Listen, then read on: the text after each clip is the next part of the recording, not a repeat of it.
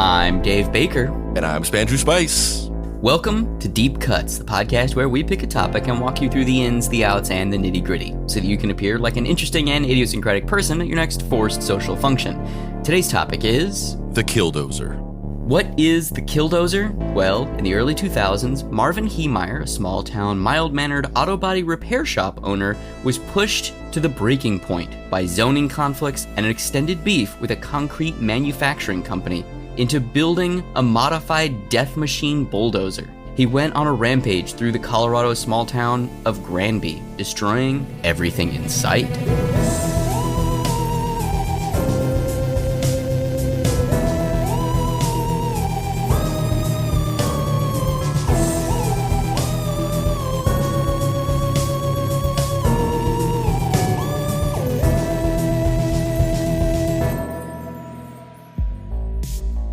Act 1. It's a dozer, but it kills people. Revenge. It's a word with a simple meaning, and one that rarely ends well for everyone. They say revenge is a dish best served cold, but in this case, revenge is a dish best served utterly flattened and demolished. Marvin John Heemeyer was born October 28, 1951. While he was born in South Dakota, he moved to Colorado roughly 10 years prior to the events in question, at the age of 38. He initially came to Colorado on vacation, but discovering he liked it, he decided to move there, specifically to Grand Lake, Colorado. He quickly found work as an auto body mechanic. In 1992, he purchased 2 acres of land in Granby, Colorado, just a short drive from his house. He bought it for $42,000. Heemeyer retired from the Air Force in 1969, and since then had been working as a welder and mechanic. He wanted to be in control of his own destiny, so he used the land that he bought to open his own auto body shop, with an emphasis on muffler repair, which was his specialty. The first few years, they went well. He started to make a name for himself. He even expanded his business into body repair. But like so many things in American life, God is in the details. And hell hath no fury like zoning agreements. Somewhere around the late 90s, Heemeyer was approached by the Dacha family. They wanted to buy his land in order to make a concrete manufacturing plant. Initially reticent, Heemeyer was shocked to see that the way that the plant was going to be constructed would have literally cut off access to his property. The primary road that he used to get from his home to work would literally just have a factory across it. This is wild. Like, I don't know if you've seen any of these maps, but it is nuts. It's like the only way to get to his little shop was, it's a little shop out in the middle of nowhere. And there's, in the countryside of this small town in Colorado. And there's one road that goes there. And it's like the shop is here and the road is like this. And then there's a fucking mountain on the other side. So it's not like you just go around the factory when it was built. And they built the factory in an L shape, cutting off just to, there's no way that they didn't do this just to fuck this guy. Like, they built it with a giant L. Yeah, like you're not gonna just leave this place. Like, obviously what we want you to do is just leave, but you're not. So we're just gonna force you to, passive aggressively. Yeah, and it's not even that passive. It's just fully fuck you. We're driving you out, which is so brutal. This story, Marvin Heemeyer is not a relatable person. He's not a sympathetic character. But also, this guy got pushed. Everybody fucked this dude. Well, yeah, I mean, we'll get into it. But what you're saying, I think, is kind of the central thrust of the theme of this, which is this is how everybody is kind of treated by billionaires in corporate America. They just don't give a fuck, and all they care about is getting what they want, and they will fuck with anybody. They'll fucking poison water supplies. They'll drive people out of their homes. They'll, pump cancer into the skies. They don't care. And this is a situation where this is what happens when just the normal way that everybody is treated is done to the wrong guy. Yeah. Yeah, fucking Michael Douglas in Falling Down. Yeah. It's literally, it's just falling down. It's this is what happens whenever you apply the status quo to somebody who just is not willing to acquiesce to the social contract. Yeah, they're untethered, he just has nothing to lose. He's not married, doesn't have kids, it's fucking dark.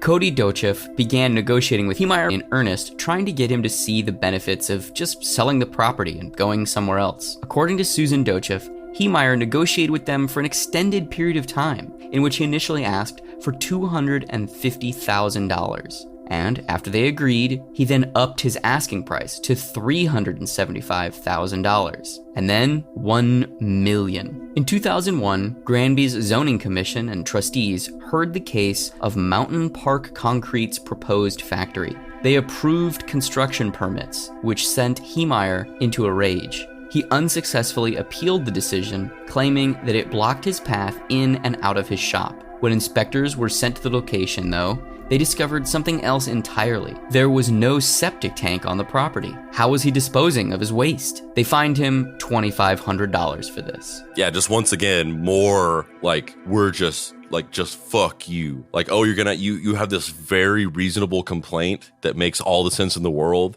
and technically we should be protecting you from these corporate fucks. No, we're gonna find something wrong that we can pin on you. It's just so sad, too, because it's, look, would it have been a shot to his ego if he had taken that $375,000? Yes. Would it have sucked and would the bad guys have won? Yes. But if he had just taken the $375,000, he could start a new shop somewhere else. He would have made fucking 10 times his money back. Just buy property somewhere fucking else. Yeah. I mean, yeah, for him specifically, and for all the destruction that ensues, morally, ethically, it would have been a lose. It would have been, the little guy fucking backing down to the bullshit demands of corporate fat cats. But he just took the money and went somewhere else, and everything would have been kind of fine. But that's what they want, though. That's what they fucking want. Yeah, but it's really hard to get the last laugh when you're, spoiler alert, not alive. Yeah. And I think that, yeah, but it's interesting because there's a thing that happened.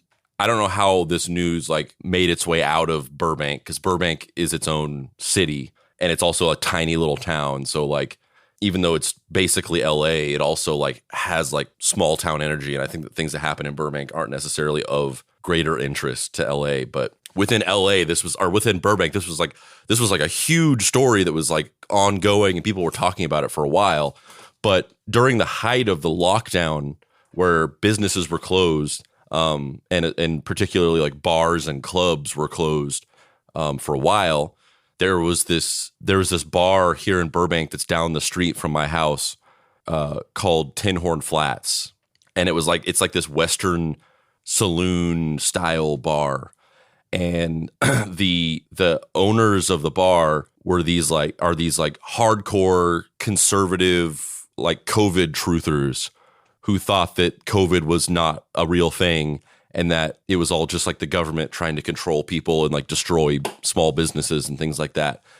And so whenever California, or whenever LA when California gave the word that other businesses could open up, retail stores and things like that, but bars and clubs still had to stay closed, that was kind of the final straw for them. And they just lost their minds. And so they just started opening the bar and basically went into this power struggle with the city, where they would open the bar, the city would come out and close them down, and then they would just open the bar again, and the city would come out and close them down. And it was like a Wile E. Coyote Roadrunner situation, where the city just kept taking bigger and bigger measures to close them down. So they put a giant city-owned padlock on the front door, and the guys busted the padlock and opened back up.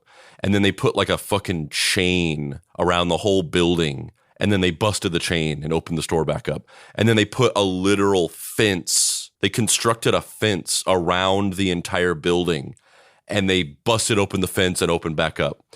And all this time, there's all these protesters, all these there's these huge protests going on out there with these people flying Trump flags and COVID is a hoax, and driving up and down the street with flags on their things saying fuck the government and all this stuff, which doesn't make any sense because Trump was the president. So that just is confusing. Fuck the government, but also Trump 2024. He's literally the one in charge right now. But there was this huge thing. It was this huge dramatic thing. And it resulted in essentially the owners of this bar didn't actually own the building, and the guy's ex-wife owned the building. And so she stepped in, and they just like shut the building down. They put the fence around it. They fucking double padlocked everything. And the wife like evicted the guy and kicked him out. And so now that bar is just closed, like it's shut down and is no more. And it's like, if they had just waited a little longer, because like they gave the signal that bars could reopen like not long after this whole drama started. In fact, I think that they were still in this power struggle when they gave the signal that bars could reopen. Like, they were only keeping it closed because they had violated the restrictions and were breaking the law. So after they had already been like, everything can reopen, bars are good, they were still doing this thing where they were putting up fences and breaking them and things like that, just because they were in violation of the laws and stuff. If these guys had waited like a month, they would have just been fine. But they doubled down on this thing, and now the bar just doesn't exist anymore. And to me, I'm thinking like, yeah, if you just waited like another month, you'd be okay. But in their minds, I think that they think they did the right thing. They did not back down to this. They stood up for their rights, and they didn't acquiesce, and they're like martyrs. So, one man's like, what the fuck are you doing? Just take the money and open up another shop somewhere else, is another man's like, I'm a fucking martyr. Well, that's kind of like what I was saying of that he was untethered in a good way and a bad way, right? Like, I think some people have this idea of, I have my freedom. I am a single dude. My passion is welding and auto body repair. So I'm opening this shop and I'm pursuing it. And I built this, career for myself. And this is, I'm living my dream, and this company's trying to take my dream away, blah, blah, blah, blah, blah. So it's like you're living in this theoretical world of pure ego, because the business is you are the business. And so when somebody's trying to take the business away from you, it is that location, it is that warehouse. It couldn't be somewhere else, because there's no one in your life to be like, yeah, but there's other rooms. Like, it's just a room, right? Like, there's other stretches of land. You just move your business. It's not like they're running you out of business completely. They're just saying, we're running you out of this location, and laugh all the way to the bank, make $400K from them, and then buy some other $42,000 patch of land, and now you're up all of this money, and you still have your business. He didn't have a partner, a wife, a husband, a son, a daughter, somebody that was close with him to just be like, I get it. It sucks that they're doing this. It's wrong. It's evil. But also, there is a version of this that is beneficial to you, and that you could live to fight another day. Yeah. I mean, I 100% would have taken the money. $400,000 in my pocket, move out of the building, take that money, and then you know what? Arby's for life. Taking the loss on the chin, Heemeyer accepted defeat. He just asked that the local government help out by putting in a new road to his shop. However, they declined. So he went one step further. He bought a bulldozer in order to do the work of making the road himself. He just filed for permits to be able to legally do the work, to which the local Granby government denied him. Just railroaded at every point. This dude bought a bulldozer to build a road. That is an insane level of commitment to a bit. And that's a consistent level of fuck you. No, go fuck yourself. Go die in a hole. Crazy. Homie is willing to make a fucking road to just keep doing his thing. He's not bothering anybody. He's just repairing mufflers. And they're like, we don't like your mufflers. Get the fuck out of here. Take your mufflers and get the fuck out. Amazing. Mufflers, more like we've had enoughlers. Dave's drinking a bottle of cum. Oh my God, this is disgusting. Why are you saying this? Because it censors it out. When you lift they it up don't to know that. It, they're not seeing this video. Dave has a blur on his screen, and so any object, the way that the blur happens is it like recognizes your face and it puts you in focus and it blurs everything out. But so when you lift objects into the screen, it also blurs them out. And so it has a very funny visual effect of making it look like it's censored. And so every time Dave lifts this giant jug into frame and drinks it, it's censored out, which makes it seem like he's drinking something explicit. Longest walk ever. Pretty short walk to me. A short walk to the bathroom to refill the jug. God damn it. I just can't believe that they denied him this permit. It's just like, it literally doesn't hurt anybody. Everybody wins. Like, they still get their egregious, oversized bullshit concrete factory. He still gets his stupid fucking muffler repair shop. Like, just let him build a fucking road. Who gives a shit? Yeah, it's like the fucking nightmare scenario of like bureaucratic.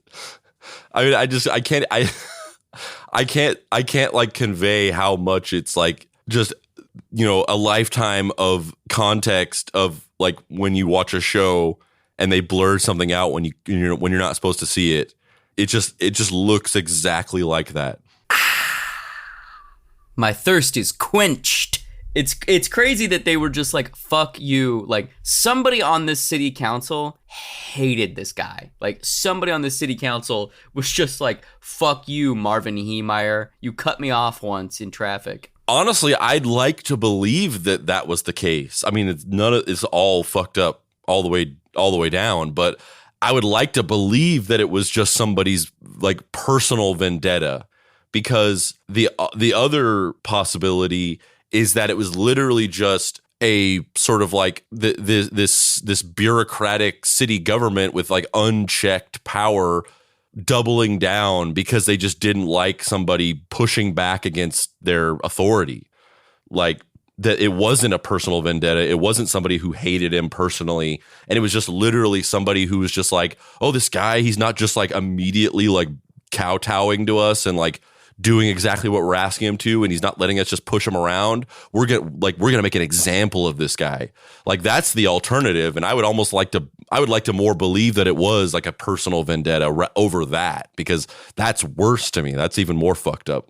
If it's just like, this guy isn't submitting, fucking push harder.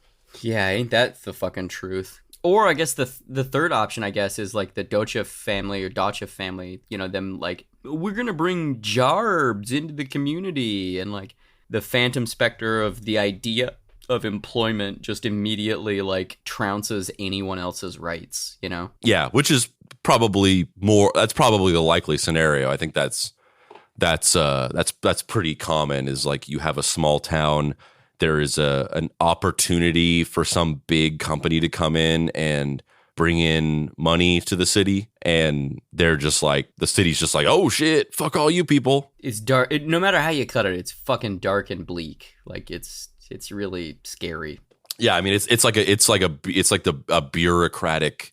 This is like a bureaucratic nightmare scenario where just one dude gets on the radar of a bunch of like city clerks, and they just like crunch the numbers to fuck this guy over to the maximum possibility. It's like if Kafka wrote a movie that was directed by 1989 or 1992 Joel Schumacher, you know? Yeah, 100%. Yeah. So now he couldn't get to his shop. He was fined $2,500 for not having a septic tank, and the local government ordered him to hook his property up to an integrated sewer line, which would have required a pipe running directly underneath the newly under construction Dacha property. It's like a comedy of errors. Like, it just can't get any worse. They're like, okay, so we're gonna cut you off from your shop. Can't get into your fucking shop.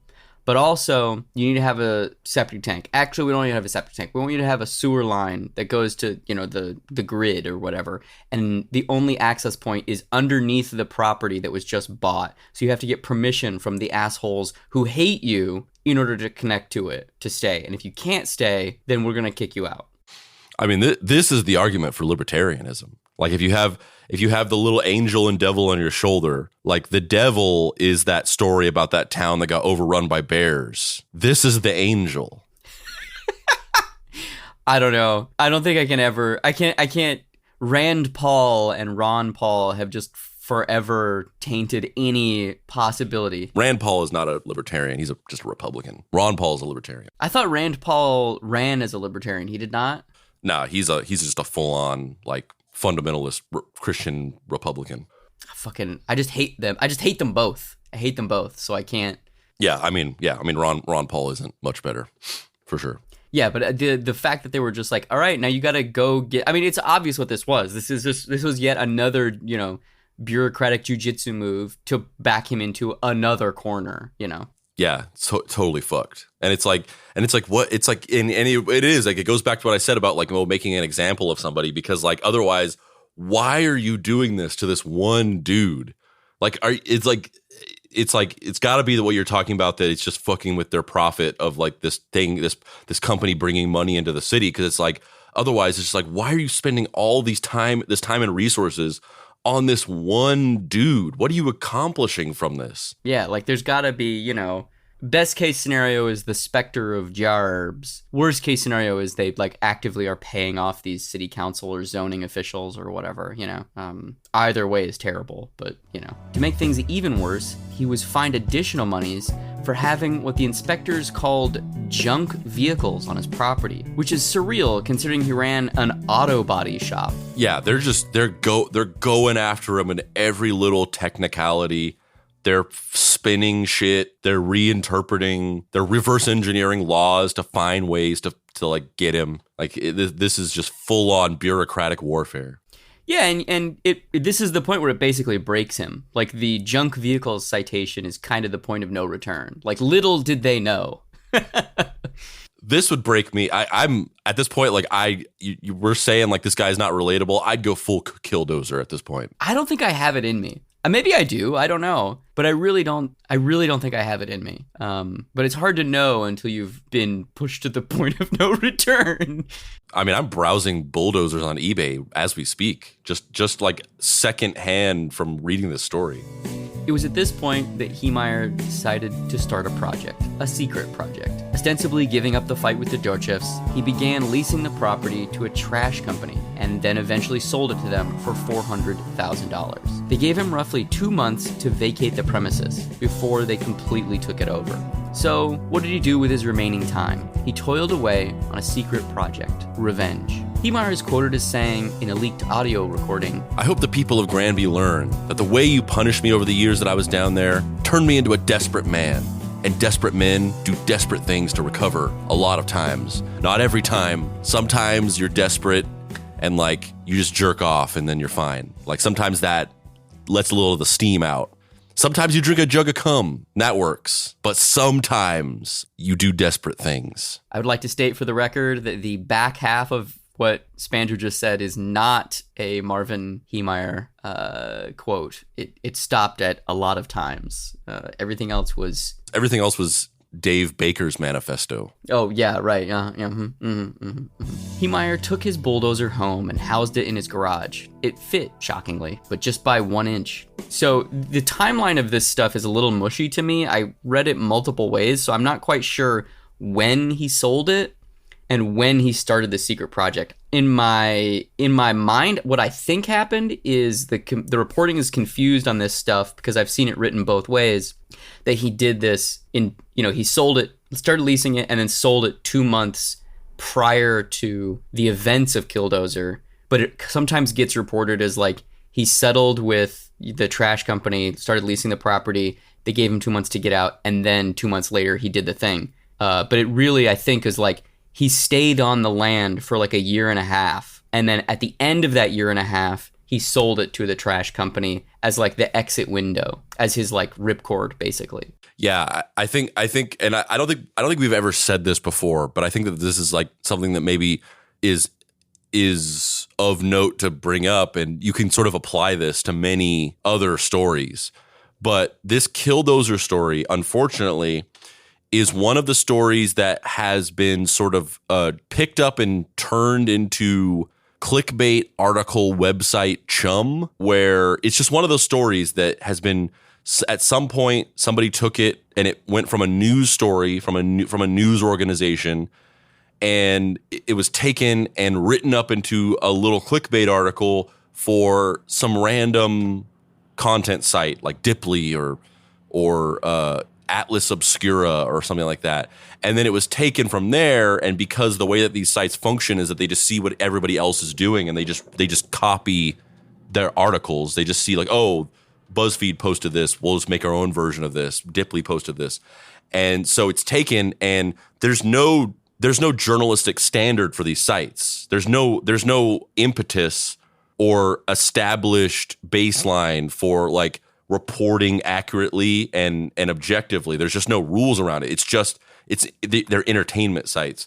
So then through this like long chain game of telephone where you have one writer arbitrarily changing details to fit better or because they just misunderstood the story or whatever the reason is, you end up with a story that has been canonized with conflicting details and things that aren't true.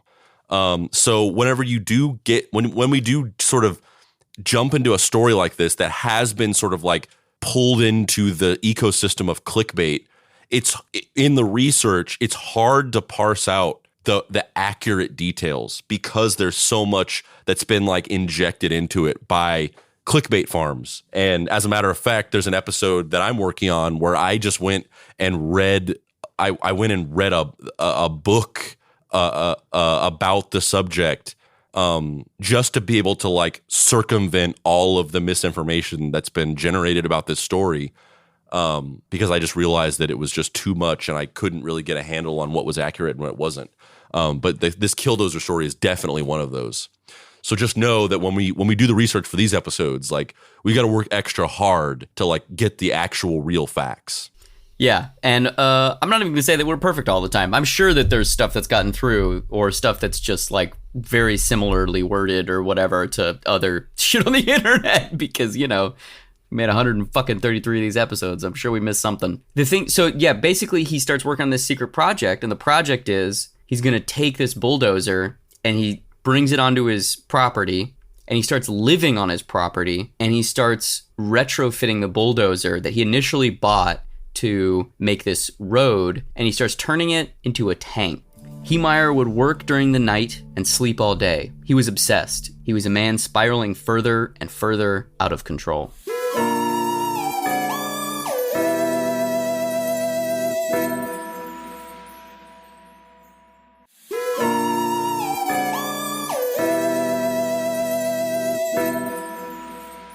Act 2, The Onslaught. On June 4th, 2004, it all came to a head. Heemeyer drove his armored bulldozer through the wall of his former business and into the concrete plant and destroyed 2 full buildings. It is crazy. Like, the footage of this... The footage of this is nuts, dude.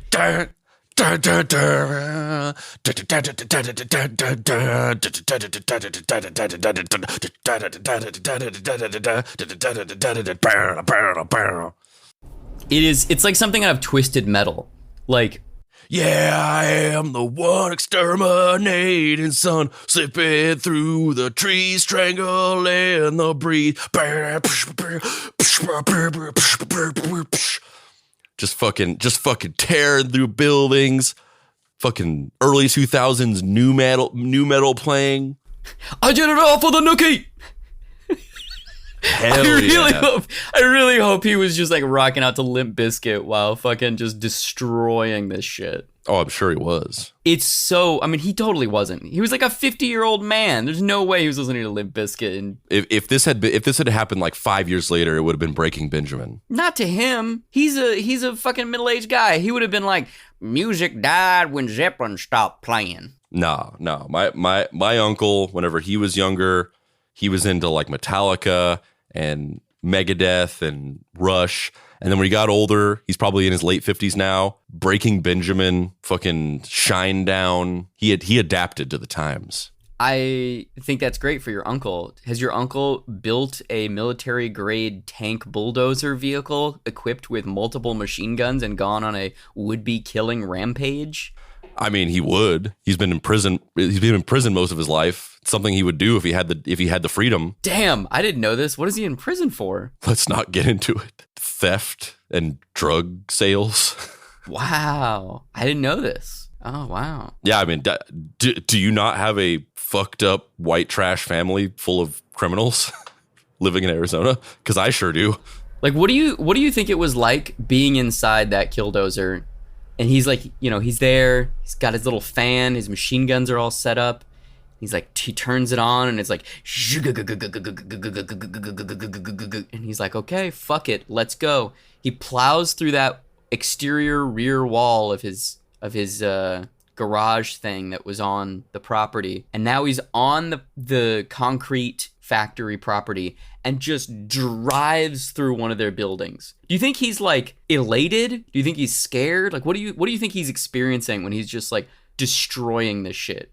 I don't know, because I feel like our minds have been spoiled by movies and TV shows to think that these events like have this sort of like grandiose nature around them. Like when dramatic things happen in movies, there's this sort of like there's intense music and there's this feeling of sort of presence in the moment and everybody experiencing the gravity of the situation. I think in real life, when things like this happen, they're just much more. They just kind of happen.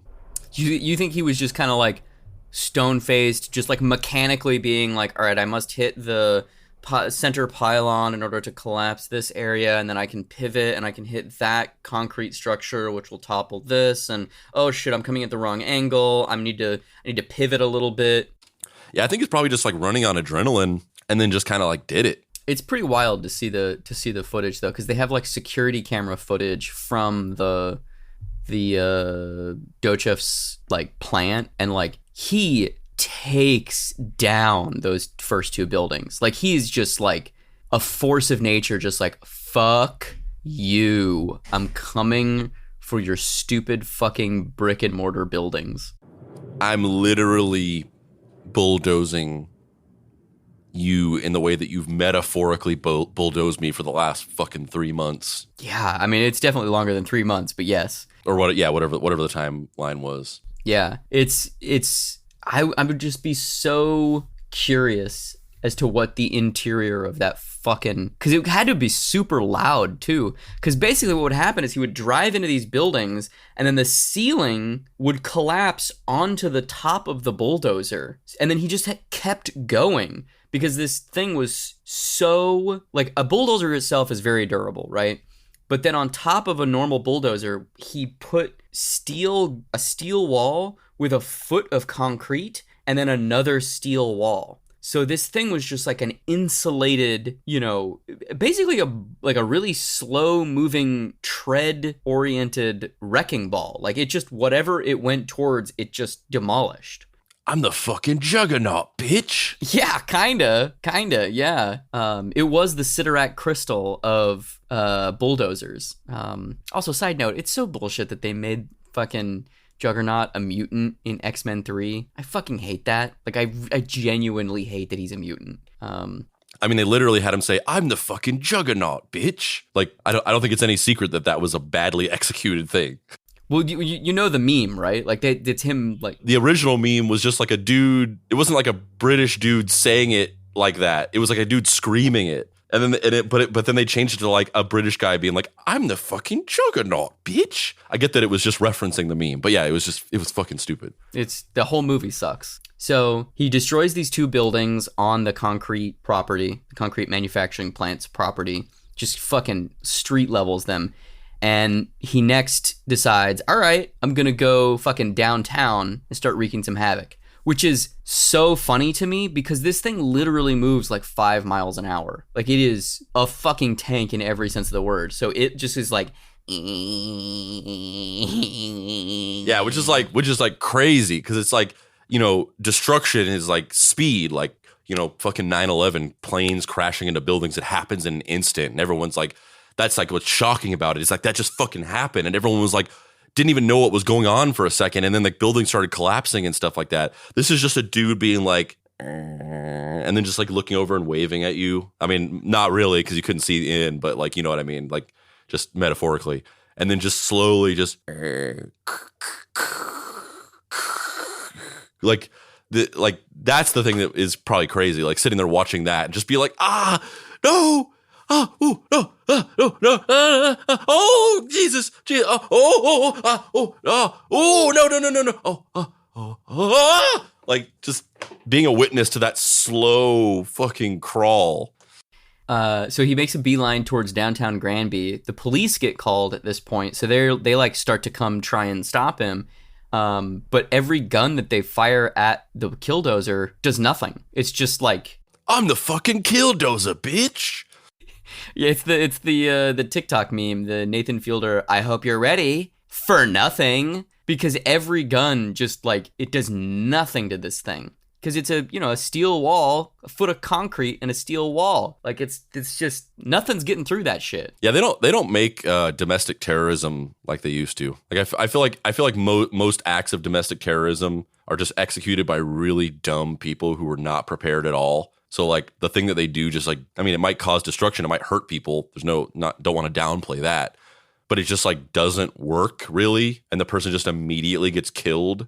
This dude was prepared. He's like, nah, I'm causing some fucking damage before I go down. The thing that really hit me about this is I've been thinking a lot about real life supervillains, or people that, could be classified as a real life supervillain. They call me Mr. Glass. So I want Richard McCaslin to be that, but he's kind of not. Like, he didn't really kill anybody, and like, yeah, he wore a costume, but he didn't do anything that was that bad, right? Yes, he was radicalized and deeply disturbed and could have really hurt people, but he didn't. Zodiac Killer literally wore a costume, was, a killer of many people. Theoretically, he's never been caught. Maybe has. They've discovered his identity. Who knows? We literally will never know. Jack the Ripper, real life supervillain, I would say. Serial killer, had a costume, sort of, iconic name. Killdozer. Killdozer is a real life supervillain. You know what I mean?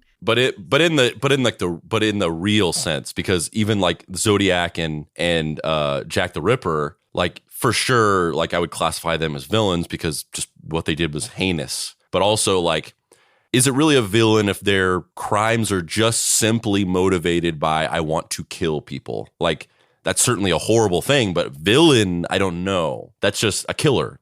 They don't have an evil plan. They just want to kill people because they derive sexual excitement from it.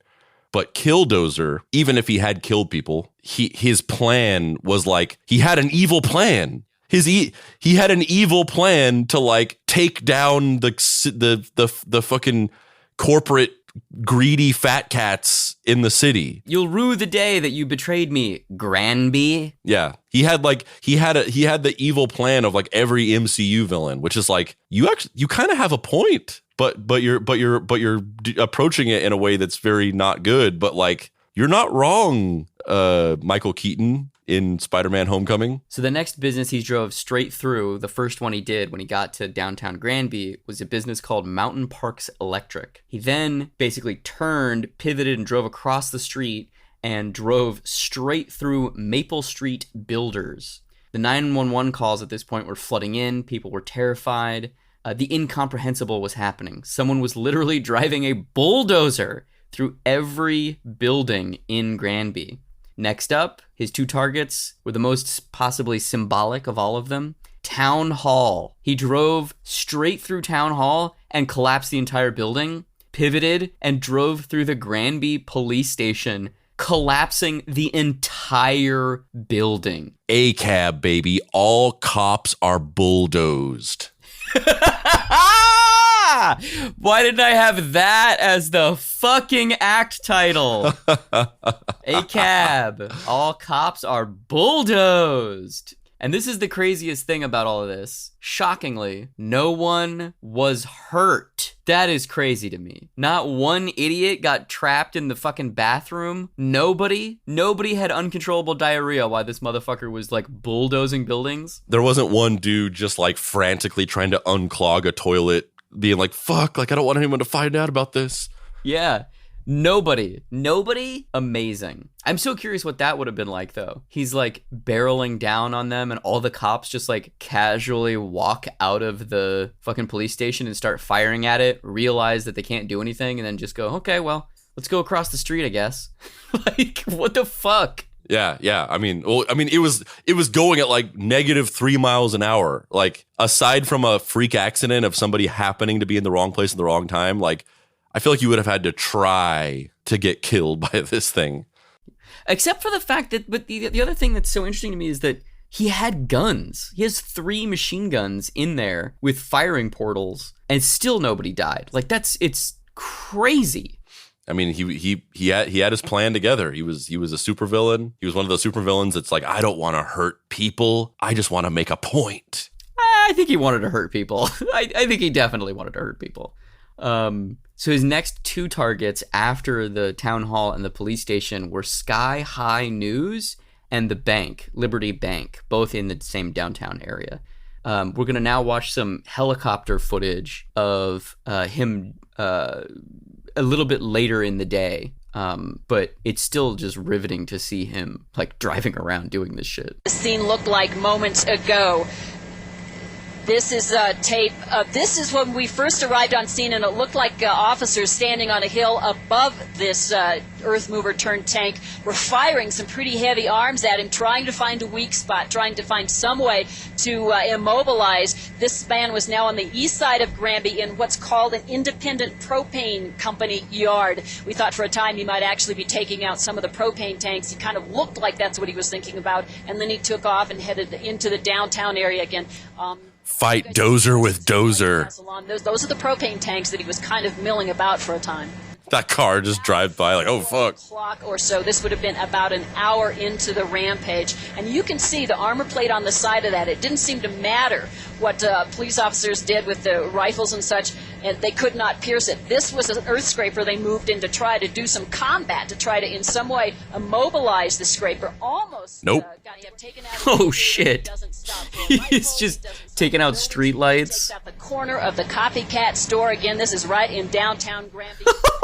And it's just so casual. Another prime target. He backed up while the radiator's smoking, while he has any power left. He's going to attack that Gamble's appliance store. Yeah, it seems again, as we talked about earlier, that it was very systematic, that he was picking and choosing where he was going. He was very deliberate in his choices. Yeah, there may well have been a method to his madness, which is probably a good way to look at it right now. Pilot Mike Silva, photographer David Gregg, and I have taken a poll. We've been flying collectively about 70 years in this market. We've never seen anything like this. Yeah.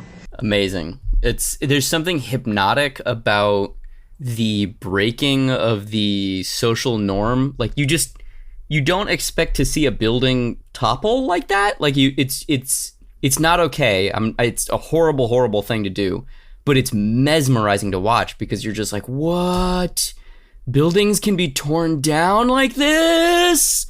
The fragility of our society. Yeah, there's a couple of things. That's funny that you use those words because so the first thing is like watching this footage, it's crazy how even as the Killdozer is like malfunctioning and like about to just fucking not work anymore, it's on its last legs, it's still just like can tear through a building like just a knife through butter. Like it's just like what we were talking about earlier about how slow it goes and making jokes about it going like 2 miles an hour or whatever. Like it really is. It's just this is not like, if you watch this footage, it's not like, oh my God, like it's fucking crashing into this. It's not like epic or like intense. It's just like a thing just casually just being like, and then the fucking building just falls. Like it's just tearing through shit like nothing. Like these buildings are just paper.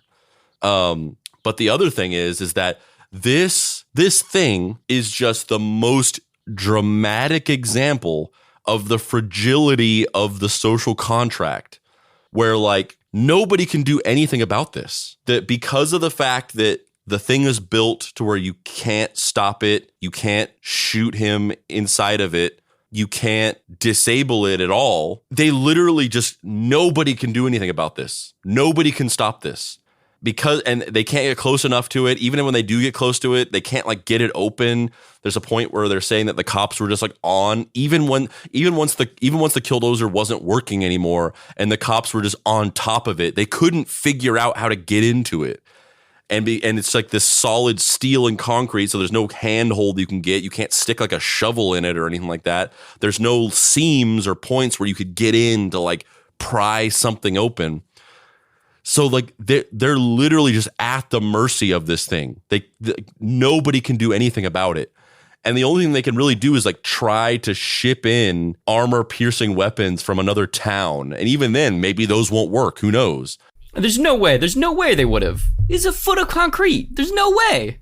So like they just literally cannot stop this. There's nothing that anybody can do. They are at the mercy of this dude of whenever he chooses to stop or go away, or whenever the Killdozer breaks down, or whenever he fucking shoots himself in the head, or whatever ends up, like they're at that whim. And it is the most dramatic example of the fragility of the social contract, because we like everything for more or less in society runs smoothly. I mean, we have a lot of fucking issues now with maybe the smoothness not being as smooth as it used to be, but like more or less things function. I mean, there's obviously a lot of fucked up problems in society, but like we survive, we live on. And this just goes to show that like that's not because we are like in control and we are like doing things to prevent this. We are literally just at the whim of any maniac who decides to build a Killdozer, and then it's over. We are surviving by the fact that most people do not choose to do this.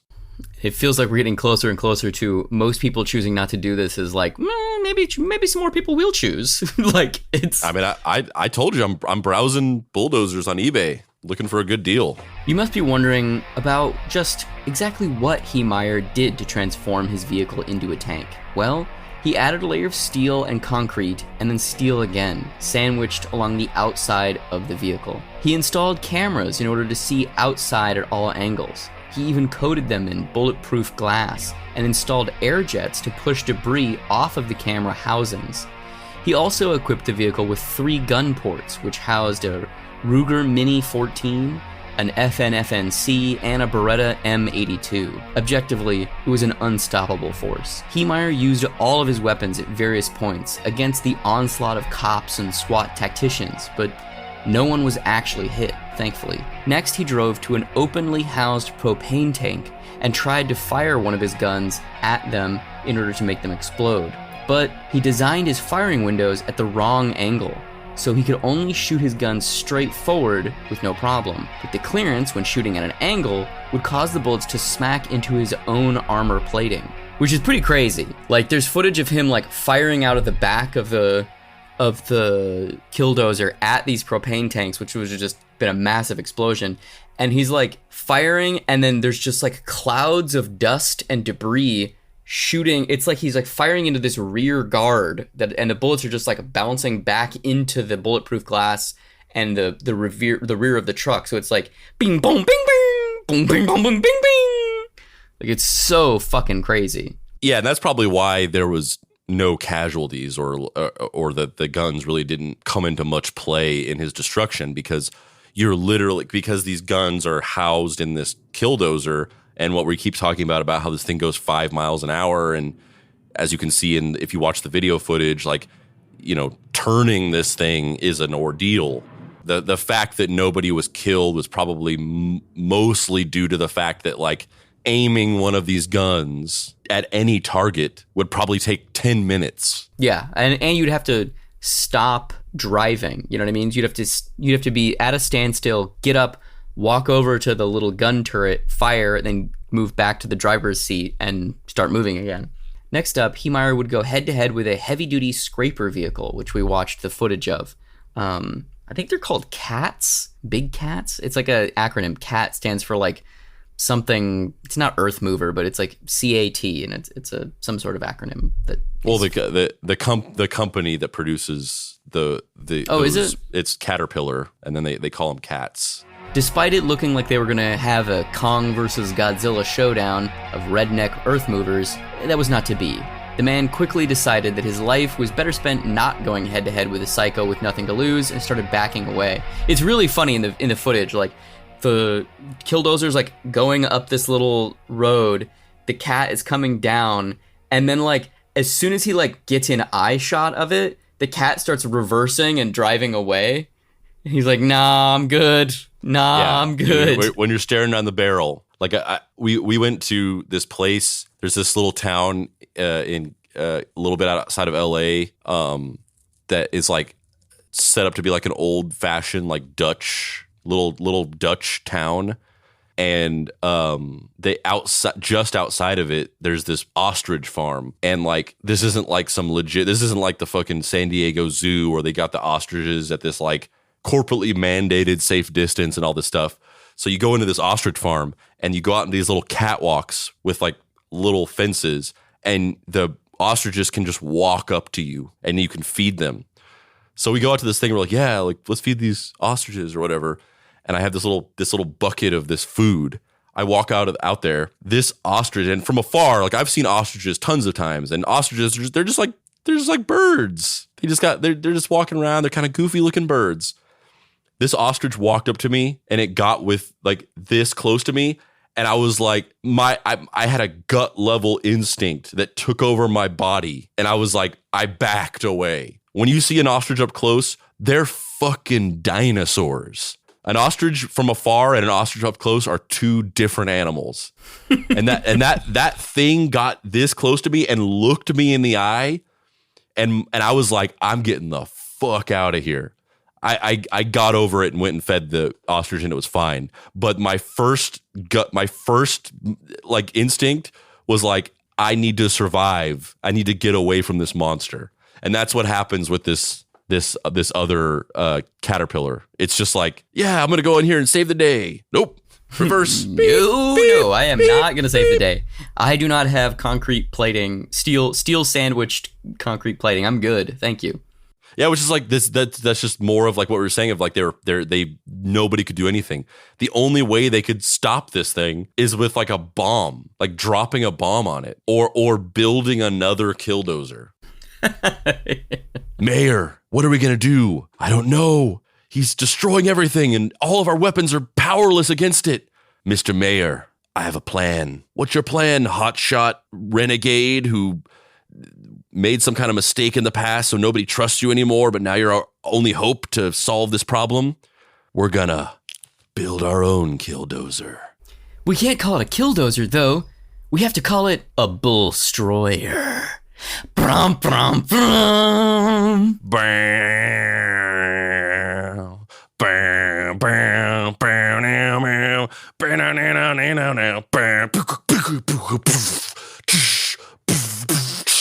This whole thing is just like a fucking action movie with like heavy metal soundtrack. Jean-Claude Van Damme is Detective McCronkrick in Bullstroyer. Dino De Laurentiis presents Bullstroyer, a New World Pictures production. Yes, I know New World Pictures was fucking Roger Corman's company. Okay, I know. De Laurentiis would never have worked with him. That was for Dino De Laurentiis, who listens to the show. Yeah, from Beyond the Grave. Yeah.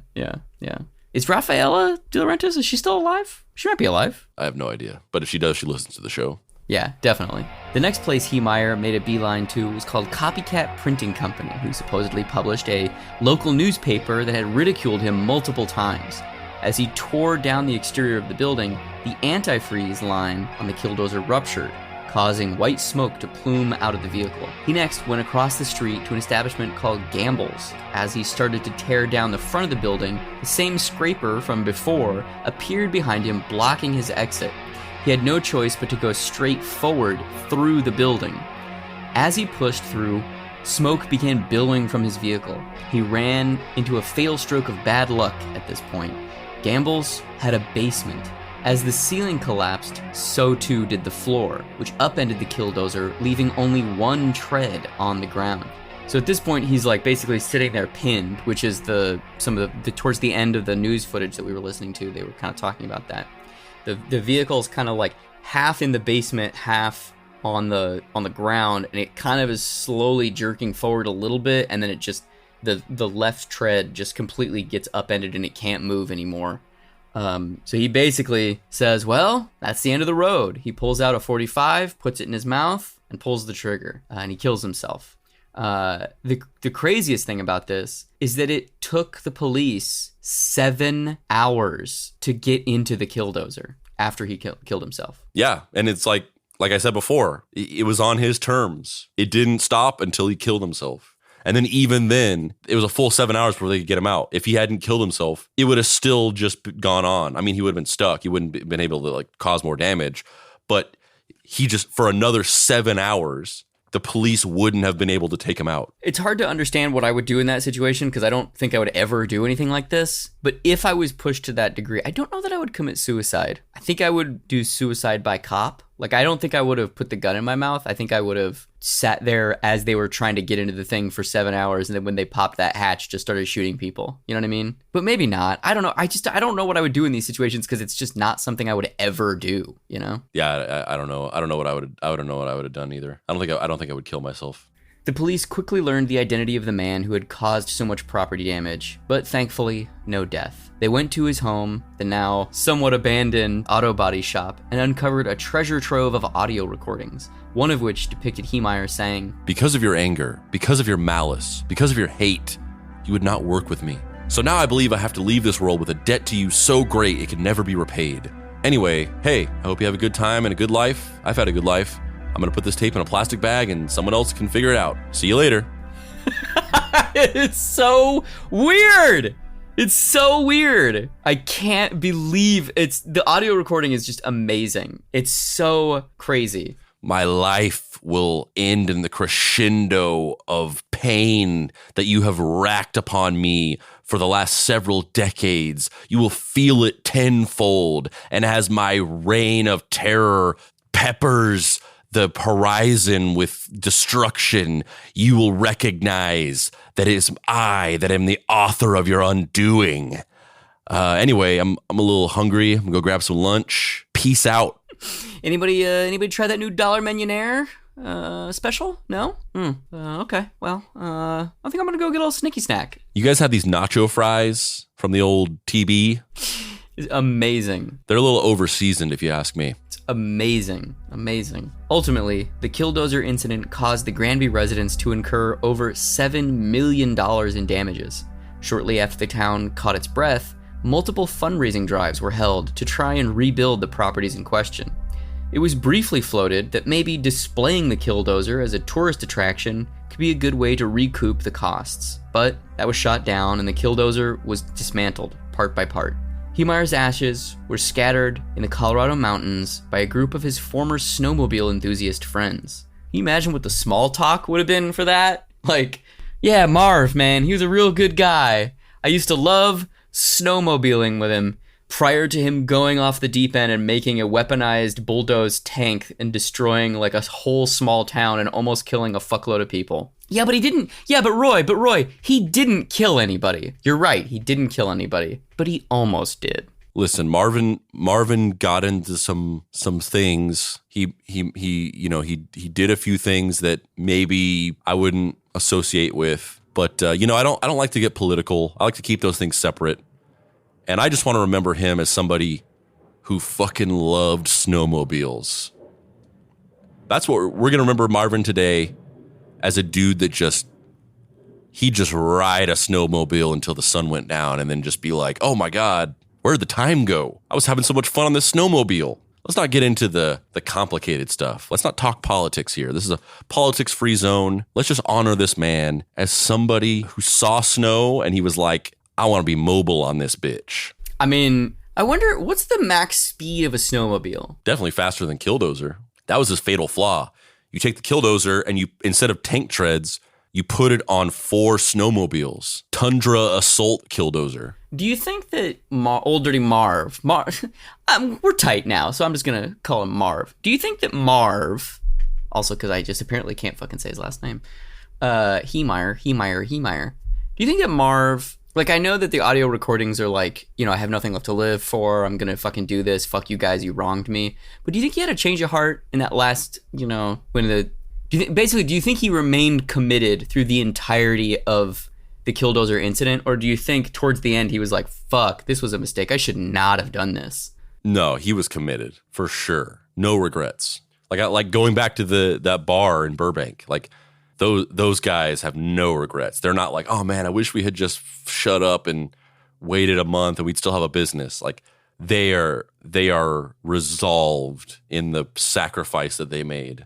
Yeah, I'm fascinated by Marvin Heemeyer.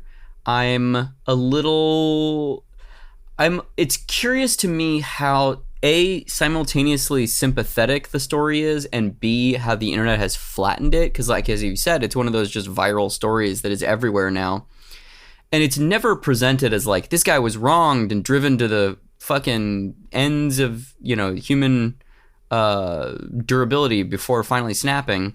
It's always just like, check out this freak with his fucking assault vehicle. Yeah, it's just like maniac goes on rampage. Yeah, which is interesting. Part of me is like, maybe that's a good thing. Another part of me, because just you don't want to depict people who break and pursue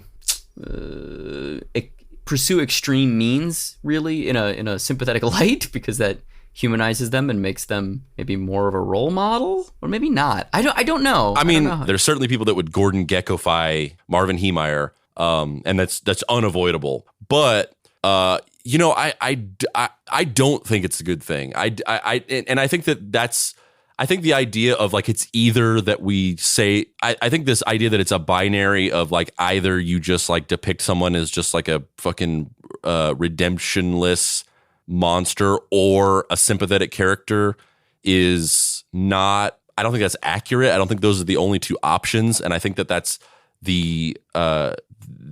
is the narrow emotional pathway that we give people in the society contributes to just like more and more people doing things like this, because ultimately I think it's not about sympathizing with Marvin Heemeyer or humanizing him or being like, oh, he had a reason for what he did.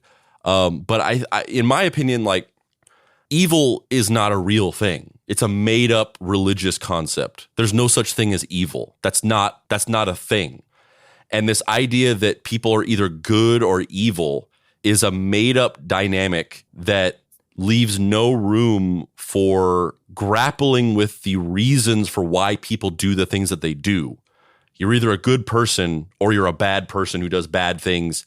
Never the twain shall meet, and we never have to think about like why you did this thing or what we need to do. So it's not about sympathizing with Marvin Heemeyer or humanizing him or being like, oh man, like he had a bad lot in life. It's just like, what are the reasons for how he got led to this situation? What are the environmental conditions that caused him to get to this stage, and how do we solve those problems, as opposed to having to wait for Marvin Heemeyer to go postal so that we can kill him? Like a punitive system of justice is basically just like waiting for people to snap and do bad things so that you can arrest them or kill them, as opposed to like getting to the heart of the reasons for why people do the things that they do, solving those problems so that people don't fucking make a Killdozer.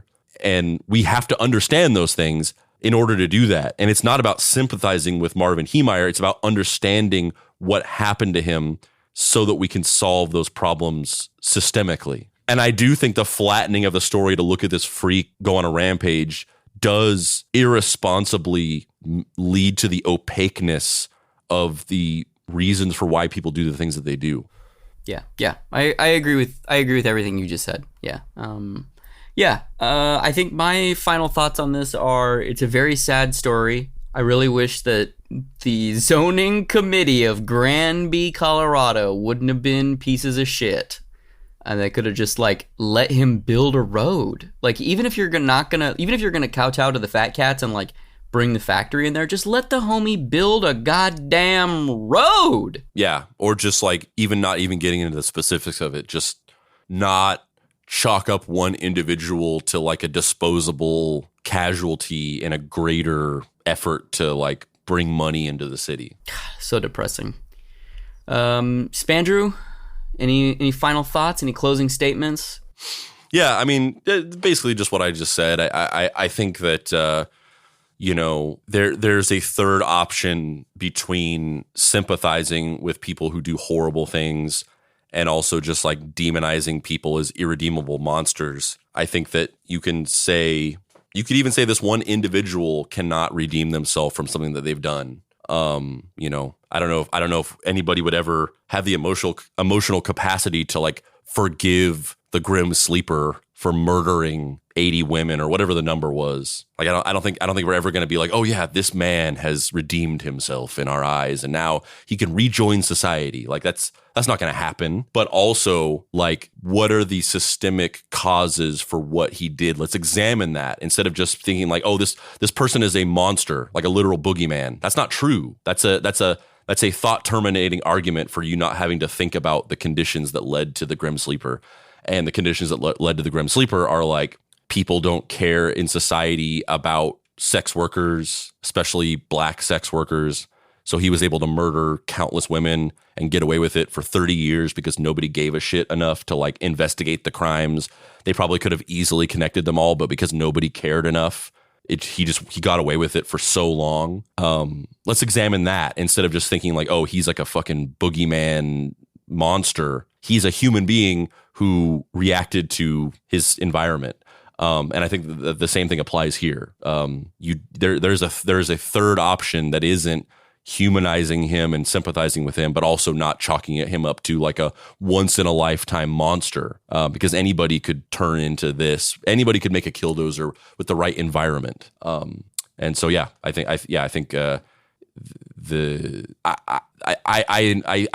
it's valuable to do an episode like this where we decompress a shitty clickbait viral story and show that there's like more to it. I think there's value in that for sure.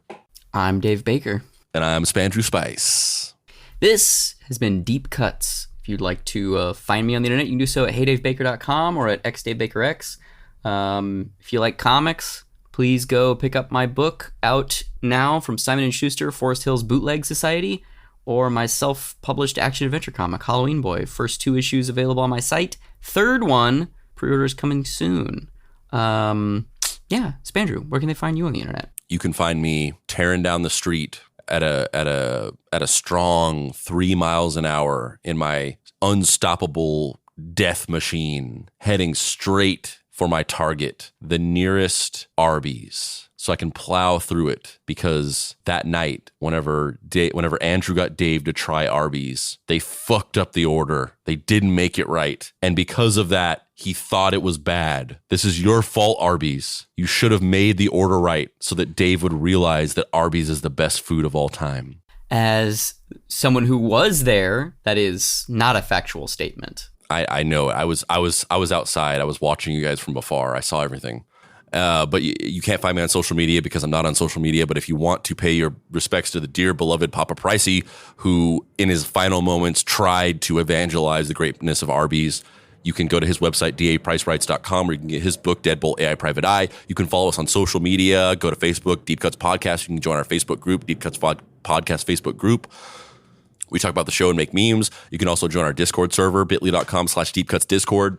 You can follow us on Instagram at DeepCutsPod. You can go to our website, deepcutspod.com, click on the shop. You can get t-shirts and hats and other things with Deep Cuts graphics. You can get our Mystery Treehouse Junior Sleuth shoulder patch.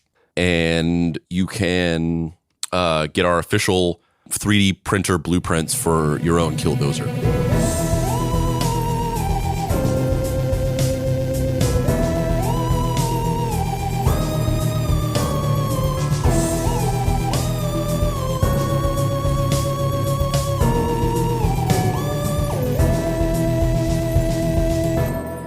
Deep Cuts is a production by Boy Genius Media. If you'd like to find this show and others like it, please visit boygeniusmedia.com or deepcutspod.com. If you want to join in on post-episode discussions, please join the Deep Cuts Podcast Facebook group. Finally, subscribe to our YouTube channel for additional video content.